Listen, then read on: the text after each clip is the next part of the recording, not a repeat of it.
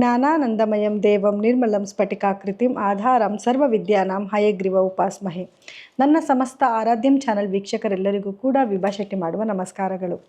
ಮಾಸ ಭವಿಷ್ಯ ಕಾರ್ಯಕ್ರಮಕ್ಕೆ ತಮಗೆಲ್ಲರಿಗೂ ಸ್ವಾಗತ. ಈ ತಿಂಗಳು ಅಂದರೆ ಏಪ್ರಿಲ್ 2026ರ ಮಾಸ ಭವಿಷ್ಯ ಹೇಗಿದೆ, ದ್ವಾದಶ ರಾಶಿಗಳ ಮೇಲೆ ಏನೆಲ್ಲ ಪರಿಣಾಮ ಬೀರ್ತಿದೆ ಗ್ರಹಗಳು ಅನ್ನೋದನ್ನು ನೋಡೋಣ ಬನ್ನಿ. ಇನ್ನು ಗ್ರಹಗಳ ಸ್ಥಾನಮಾನ ಅಂತ ನೋಡಿದ್ರೆ ನೋಡಿ, ಕುಂಭ ರಾಶಿನಲ್ಲಿ ರಾಹು, ಬುಧ ಮತ್ತು ಕುಜ ಗ್ರಹಗಳಿದ್ರೆ, ಮೀನ ರಾಶಿನಲ್ಲಿ ಸೂರ್ಯ ಮತ್ತು ಶನಿ ಗ್ರಹಗಳಿದ್ದಾವೆ. ಅದೇ ರೀತಿ ನಮ್ಮ ಮೇಷ ರಾಶಿನಲ್ಲಿ ಶುಕ್ರ ಗ್ರಹವಿದ್ರೆ, ಮಿಥುನದಲ್ಲಿ ಗುರು ಹಾಗೂ ಸಿಂಹದಲ್ಲಿ ಕೇತು ಗ್ರಹಗಳಿದೆ. ಇದರಲ್ಲಿ ಸ್ಥಾನಮಾನ ಚೇಂಜ್ ಆಗಿದೆ ಅನ್ನೋದ್ರ ಬಗ್ಗೆ ನೋಡಿದ್ರೆ ನೋಡಿ, ಮೊದಲನೇದಾಗಿ ಇದೇ ತಿಂಗಳ 2ನೇ ತಾರೀಕು ಕುಜಗ್ರಹವು ಕುಂಭ ರಾಶಿಯಿಂದ ಮೀನ ರಾಶಿಗೆ ತನ್ನ ಪ್ರವೇಶನ ಬೆಳೆಸಿದ್ರೆ, ಇದೇ ತಿಂಗಳ 11ನೇ ತಾರೀಕು ಬುಧ ಗ್ರಹ ಕುಂಭದಿಂದ ಮೀನಕ್ಕೆ ತನ್ನ ಪ್ರವೇಶನ ಬೆಳೆಸ್ತಾರೆ. ಹಾಗೆ 14ನೇ ತಾರೀಕು ಸೂರ್ಯ ಮೀನದಿಂದ ಮೇಷರಾಶಿಗೆ ಅಂದರೆ ತನ್ನ ಉಚ್ಚ ರಾಶಿಗೆ ಪ್ರವೇಶನ ಬೆಳೆಸಿದ್ರೆ, ಇನ್ನು 19ನೇ ತಾರೀಕು ಶುಕ್ರ ಗ್ರಹ ಮೇಷ ರಾಶಿಯಿಂದ ವೃಷಭ ರಾಶಿಗೆ ತನ್ನ ಪ್ರವೇಶನ ಬೆಳೆಸುತ್ತೆ. ಇನ್ನು ಬುಧ ಗ್ರಹ ಇದೇ ತಿಂಗಳ ಕೊನೆಯಲ್ಲಿ ಮತ್ತೊಮ್ಮೆ ತನ್ನ ಪತನ ಬದಲಾಯಿಸ್ತಾ ಇದೆ. ಮೊದಲನೇದಾಗಿ 11ನೇ ತಾರೀಕು ಬುಧ ಗ್ರಹ ಕುಂಭರಾಶಿಯಿಂದ ಮೀನರಾಶಿಗೆ ತನ್ನ ಪತನ ಬದಲಾಯಿಸಿದ್ರೆ, 30ನೇ ತಾರೀಕು ಮೀನರಾಶಿಯಿಂದ ಮೇಷರಾಶಿಗೆ ತನ್ನ ಪತನ ಬದಲಾಯಿಸ್ತಾ ಇದೆ.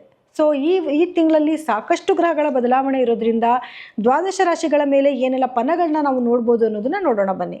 ಇನ್ನು ತುಲಾ ರಾಶಿಯವರ ಏಪ್ರಿಲ್ ತಿಂಗಳ ಭವಿಷ್ಯ ಹೇಗಿರುತ್ತೆ ಅಂತ ನೋಡೋದಾದ್ರೆ ನೋಡಿ, ತುಲಾ ರಾಶಿಯವರಿಗೆ ನಿಮ್ಮ ರಾಶಾಧಿಪತಿ ಆಗಿರುವಂತಹ ಶುಕ್ರ ಗ್ರಹ ಸಪ್ತಮದಲ್ಲಿ ಸಂಚಾರ ಮಾಡ್ತಿದ್ದು, ಲಗ್ನಕ್ಕೆ ಶುಕ್ರನ ಒಂದು ದೃಷ್ಟಿ ಇರೋದ್ರಿಂದ ತುಂಬ ಉತ್ತಮವಾದ ಒಂದು ಸಮಯ ಆಗಿರುತ್ತೆ.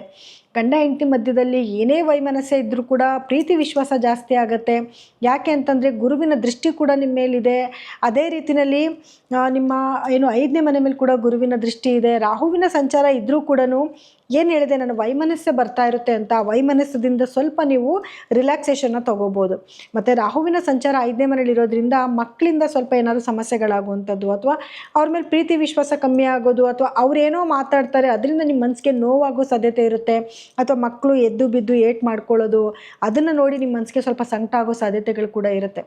ಇನ್ನು ನಿಮಗೆ ನೋಡಿ, 6ನೇ ಮನೆಯಲ್ಲಿ ಸಾಕಷ್ಟು ಗ್ರಹಗಳು, ಅದರಲ್ಲೂ ಶನಿ ಆಗಿರ್ಬೋದು, ಕುಜ ಆಗಿರ್ಬೋದು, ಬುಧ ಗ್ರಹಗಳ ಒಂದು ಸಂಚಾರ ಇರೋದ್ರಿಂದ ಯಾರೆಲ್ಲ ವರ್ಕ್ ಮಾಡ್ತಾ ಇರ್ತೀರ ಅವ್ರಿಗೆ ಸ್ವಲ್ಪ ವರ್ಕಲ್ಲಿ ಪ್ರೆಷರ್ ಜಾಸ್ತಿ ಇರುತ್ತೆ. ಅಥವಾ ನಿಧಾನಗತಿನಲ್ಲಿ ನೀವು ಪ್ರಗತಿನ ನೋಡಬೇಕಾಗಿ ಬರುತ್ತೆ. ಅಥವಾ ನೀವೇನಾದರೂ ಕೋರ್ಟಲ್ಲಿ ಕೇಸ್ಗಳಿತ್ತು ಅಂದರೆ ಅದರಲ್ಲಿ ನೀವು ಯಶಸ್ಸನ್ನು ನೋಡಬಹುದು. ಕಾಂಪಿಟೇಟಿವ್ ಎಕ್ಸಾಮ್ಸ್ ಬರೀತಿದ್ದಾರೆ ಮಕ್ಕಳು ಅಂದರೆ ಅದರಲ್ಲಿ ಕೂಡ ನೀವು ಯಶಸ್ಸನ್ನು ನೋಡುವಂಥ ಒಂದು ಟೈಮ್ ಆಗಿರುತ್ತೆ. ಆದರೆ ಅದೇ ರೀತಿಯಲ್ಲಿ ಸೂರ್ಯ ಮತ್ತು ಶುಕ್ರರ ಒಂದು ಸಂಚಾರ ನಿಮಗೆ 7ನೇ ಮನೆಯಲ್ಲಿರೋದ್ರಿಂದ, ನೇರ ದೃಷ್ಟಿ ನಿಮ್ಮ ಲಗ್ನದ ಮೇಲೆ ಬೀಳ್ತಾ ಇರೋದ್ರಿಂದ ಸ್ವಲ್ಪ ಕೋಪ ತಾಪಗಳು ಜಾಸ್ತಿ ಆಗುತ್ತೆ. ಆದರೆ ಬಾಂಡೇಜ್ ಚೆನ್ನಾಗಿರುತ್ತೆ, ಗಂಡ ಹೆಂಡತಿ ಮಧ್ಯದಲ್ಲಿ ಬಾಂಡೇಜ್ ಚೆನ್ನಾಗಿರುತ್ತೆ. ಮುಖದಲ್ಲಿ ಏನೋ ಒಂಥರ ಕಳೆ ಬರುವಂಥದ್ದು, ಮನೆಯಲ್ಲಿ ಶುಭ ಕಾರ್ಯಗಳಾಗುವಂಥದ್ದು. ಯಾಕಂದರೆ ಗುರು ನಿಮಗೆ 9ನೇ ಮನೇಲಿ ಸಂಚಾರ ಮಾಡ್ತಿದ್ದಾನೆ, ಗುರುಬಲ ಇದೆ, ಮನೆಯಲ್ಲಿ ಶುಭ ಕಾರ್ಯಗಳು ಮಾಡುವಂಥ ಒಂದು ಸಮಯ ಆಗಿರುತ್ತೆ. ಎಸ್ಪೆಷಲಿ ಮದುವೆ ಮಾತುಕತೆಗಳಾಗುವಂಥದ್ದು, ಗೃಹ ಪ್ರವೇಶಗಳು ಮಾಡುವಂಥದ್ದು, ಇದೆಲ್ಲದಕ್ಕೂ ಕೂಡ ಉತ್ತಮವಾದ ಒಂದು ಸಮಯ ಆಗಿರುತ್ತೆ. ಯಾಕೆ ಅಂತಂದರೆ ನೋಡಿ, ಗುರು ಟ್ರಾನ್ಸಿಟ್ ಅಂತ ನೋಡೋಕ್ಕೆ ಬಂದಾಗ ಗುರುಬಲನ ನಾವು ತುಂಬ ಇಂಪಾರ್ಟೆನ್ಸ್ ಕೊಡ್ತೀವಿ. ಸೊ ಹಾಗಾಗಿ ನಾವು ಏನು ಜಾತಕನ ಹೇಳಬೇಕಾದ್ರೆ ಲಗ್ನದಲ್ಲಿ ಗುರು ಯಾವ ಮನೇಲಿ ಇರ್ತಾನೆ, ಅವನು ಏನು ಆಗಬೇಕು ಅನ್ನೋದ್ರ ಮೇಲೆ ನಾವು ಪ್ರೆಡಿಕ್ಟ್ ಮಾಡಿದ್ರು ಕೂಡ ಟ್ರಾನ್ಸಿಟ್ ಅಂತ ಬಂದಾಗ ಗುರುವಿನ ಫಲಗಳು ನಿಮಗೆ ಖಂಡಿತವಾಗ್ಲೂ ಒಳ್ಳೆ ಫಲಗಳನ್ನೇ ಕೊಡ್ತಾನೆ. ಸೊ ಇನ್ನು ಕೇತುವಿನ ಸಂಚಾರ ಅಂತ ನೋಡೋಕ್ಕೆ ಬಂದಾಗ, ಕೇತು 11ನೇ ಮನೇಲಿ ಸಂಚಾರ ಮಾಡ್ತಿದ್ದಾನೆ, ಲಾಭದಲ್ಲಿ ಕೇತು ಕುತ್ಕೊಂಡಿದ್ದಾನೆ. ಯಾರೆಲ್ಲ ಸ್ಪಿರಿಚುವಲ್ ಬ್ಯಾಕ್ಗ್ರೌಂಡಲ್ಲಿ ಕೆಲಸ ಮಾಡ್ತಾ ಇದ್ದೀರ ಅವರೆಲ್ಲರೂ ಉತ್ತಮವಾದ ಲಾಭನ ನೋಡಬಹುದು. ಅಥವಾ ಸ್ಪಿರಿಚುವಲ್ ಟ್ರಾವೆಲ್ ಮಾಡುವಂಥದ್ದು, ದೇವಸ್ಥಾನಗಳಿಗೆ ಹೋಗುವಂಥದ್ದು, ಅಥವಾ ತುಂಬ ದಿವಸದಿಂದ ನೀವು ಇಂಥ ಕೆಲವೊಂದು ದೇವಸ್ಥಾನಕ್ಕೆ ಹೋಗ್ಬೇಕು ಅಂದ್ಕೊಂಡಿರ್ತೀರ, ಹೋಗೋಕ್ಕಾಗಿರಲ್ಲ, ಅದೆಲ್ಲದಕ್ಕೂ ಉತ್ತಮವಾದ ಸಮಯ ಆಗಿರುತ್ತೆ. ಇದ್ರ ಜೊತೆಗೆ ಸ್ವಲ್ಪ ಹೆಲ್ತ್ ಇಶ್ಯೂಸ್ ಏನು ಬರ್ಬೋದು ಅಂತ ನೋಡೋಕ್ಕೆ ಬಂದಾಗ, ಹೆಲ್ತಲ್ಲಿ ಸ್ವಲ್ಪ ಪ್ರಾಬ್ಲಮ್ಸು, ಏನು ಡೆಂಟಲ್ ಪ್ರಾಬ್ಲಮ್ ಆಗಿರ್ಬೋದು, ಅಥವಾ ಥ್ರೋಟ್ ಇನ್ಫೆಕ್ಷನ್ ಆಗುವಂಥದ್ದು, ಮೂಳೆಗೆ ಸಂಬಂಧಪಟ್ಟಿರುವಂಥ ಕೆಲವು ಸಮಸ್ಯೆಗಳನ್ನ ಎದುರಿಸಬೇಕಾಗಿ ಬರುತ್ತೆ. ಅದರಲ್ಲೂ ರಾಹುವಿನ ಸಂಚಾರ ಬೇರೆ, ಸ್ಟಮಕ್ಕಲ್ಲಿ ಪ್ರಾಬ್ಲಮ್ಸ್ ಆಗುವಂಥದ್ದು, ಮತ್ತು ಕುಜನ ಒಂದು ಸಂಚಾರದಿಂದ ಸ್ವಲ್ಪ ನಿಮಗೆ ರಕ್ತದಲ್ಲಿ ಏರಿಳಿತಗಳಾಗುವಂಥ ಸಾಧ್ಯತೆಗಳು ಕೂಡ ಇರುತ್ತೆ. ನರ್ವಸ್ ಸಿಸ್ಟಮಲ್ಲಿ ಪ್ರಾಬ್ಲಮ್ ಆಗುವಂಥದ್ದು. ಸೊ ಹಾಗಾಗಿ ಆರೋಗ್ಯನ ದಯವಿಟ್ಟು ನೆಗ್ಲೆಕ್ಟ್ ಮಾಡೋಕ್ಕೆ ಹೋಗಬೇಡಿ. ಏನೇ ಸಮಸ್ಯೆ ಬಂದರೂ ಮೊದಲು ವೈದ್ಯರ ಸಲಹೆ ತಗೊಳ್ಳಿ, ತಕ್ಕ ಪ್ರಿಕಾಷನ್ ಮಾಡ್ಕೊಳ್ಳಿ. ಅದು ಮೇಜರಾಗಿ ಪ್ರಾಬ್ಲಮ್ ಆಗೋದನ್ನು ಖಂಡಿತವಾಗ್ಲೂ ನೀವು ತಪ್ಪಿಸ್ಬೋದು. ಇನ್ನು ವಿದ್ಯಾರ್ಥಿಗಳಿಗೂ ಕೂಡ ಉತ್ತಮವಾದ ಒಂದು ಸಮಯ ಆಗಿರುತ್ತೆ, ರೈತರಿಗೂ ಕೂಡ ತುಂಬ ಉತ್ತಮವಾದ ಒಂದು ಸಮಯ ಆಗಿರುತ್ತೆ.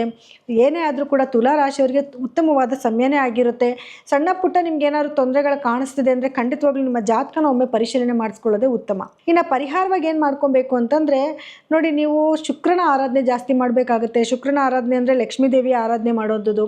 ಪ್ರತಿದಿನ ಲಕ್ಷ್ಮಿ ಅಷ್ಟೋತ್ರನ ಹೇಳ್ಕೊಳ್ಳಿ, ಅರ್ಚನೆ ಅರ್ಚನೆ ಮಾಡಿರೋಂಥ ಕುಂಕುಮನ ಪ್ರತಿದಿನ ನೀವು ಹಣೆ ಮೇಲೆ ಇಟ್ಕೊಂಡು ಹೊರಗಡೆ ಹೋಗೋದ್ರಿಂದ ಕೆಲಸಗಳಲ್ಲಿ ನೀವು ಸಕ್ಸಸ್ನ ನೋಡಬಹುದು.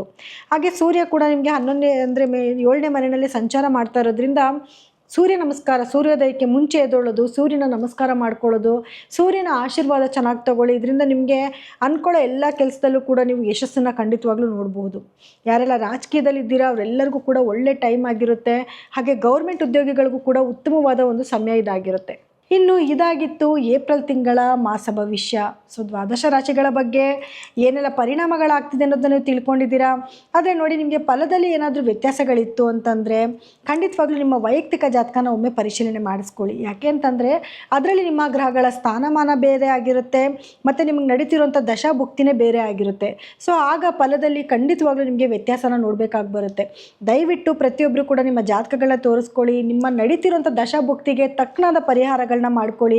ಆಗುವಂಥ ನೆಗೆಟಿವಿಟಿನ ಖಂಡಿತವಾಗ್ಲೂ ನೀವು ತಪ್ಪಿಸ್ಕೊಬೋದು. ನೀವು ನಮ್ಮಲ್ಲೇನಾದರೂ ಜಾತಕಗಳನ್ನ ವಿಮರ್ಶೆ ಮಾಡಿಸ್ಕೊಬೇಕು ಅಂತಂದರೆ ಸ್ಕ್ರೋಲ್ ಆಗ್ತಿರುವಂಥ ನಮ್ಮ ನಂಬರ್ಗೆ ಕರೆ ಮಾಡಿ ನೀವು ಅಪಾಯಿಂಟ್ಮೆಂಟ್ನ ತೊಗೋಬಹುದು. ಸೊ ಎಲ್ಲರಿಗೂ ಕೂಡ ನನ್ನ ಧನ್ಯವಾದಗಳು. ಮುಂದಿನ ತಿಂಗಳಲ್ಲಿ ಮತ್ತೆ ನಾನು ನಿಮ್ಮನ್ನು ಭೇಟಿ ಮಾಡ್ತೀನಿ. ಧನ್ಯವಾದಗಳು.